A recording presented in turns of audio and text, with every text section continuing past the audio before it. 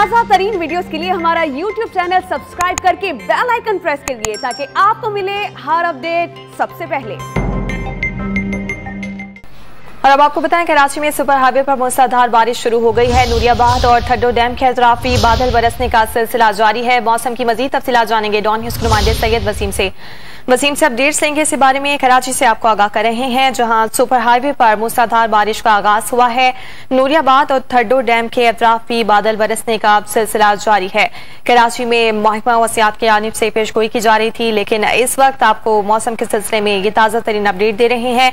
Super highway पर मूसलाधार बारिश शुरू हो गई है और नूरियाबाद और ठड्डो डैम के अतराफ भी बादल बरसने का सिलसिला इस वक्त जारी है। मजीद बात करेंगे डॉन न्यूज़ के नुमाइंदे सैयद वसीम से। वसीम, आगाह कीजिएगा, क्या तफसीलात है मौसम से मुतालिक मजीद?